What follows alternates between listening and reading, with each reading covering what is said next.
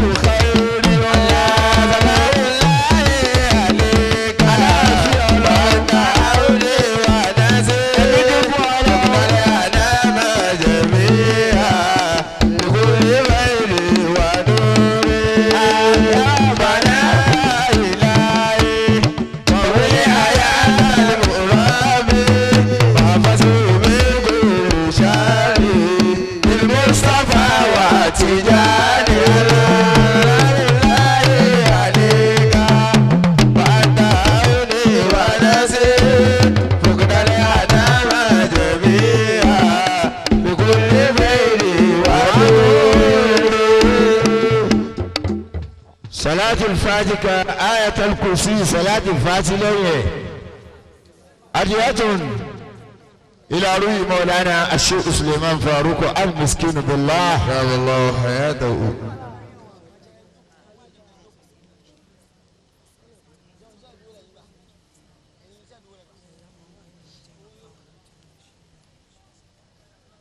لا يدعي بابا مولانا الشيخ سليمان فاروق المسكين بالله tí bàbá wa tí wọ́n wọlé sáàrin wa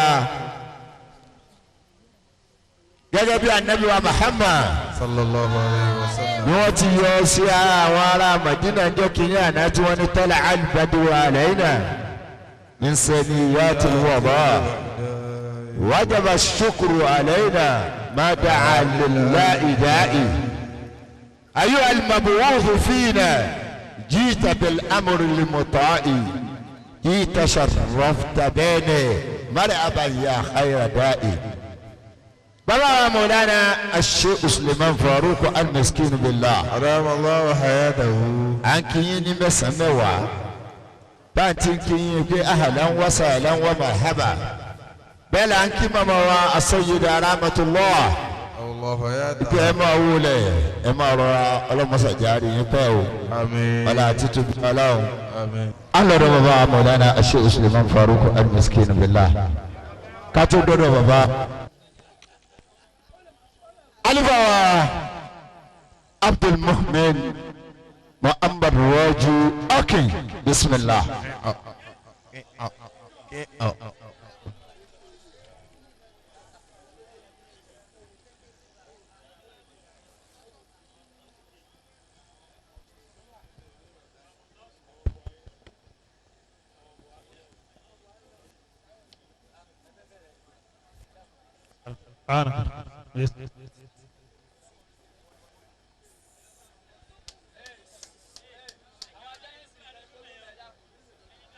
أعوذ بالله من الشيطان الرجيم بسم الله الرحمن الرحيم إن الله وملائكته يصلون على النبي يا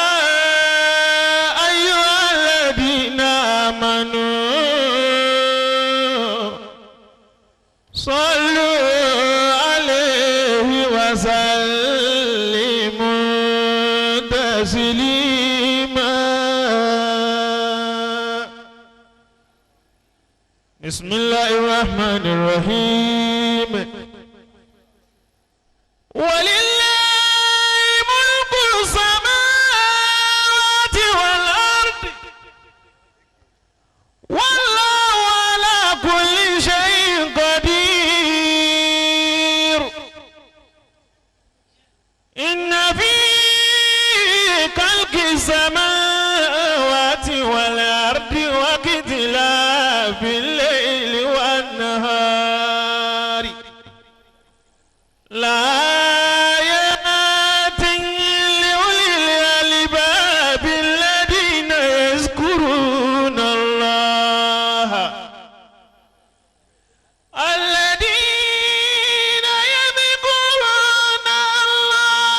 قياما وقعودا وعلى جنوبهم ويتفكرون في خلق السماوات والأرض ربنا ما خلقت هذا باطلا سبحانك وقنا عذاب النار. ربنا إنك من تدخل النار فقد عصيته وما للظالمين من أنصار. ربنا إننا سمعنا مناديا ينادي للإيمان أن آمنوا بربكم فآمنا.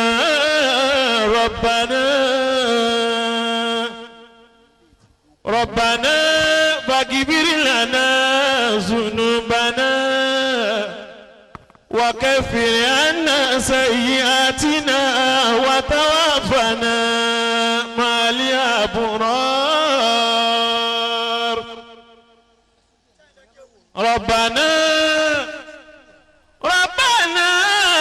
وآتنا ما وعدتنا على رسلك ولا تخزنا يوم القيامة إنك لا تخلف الميعاد.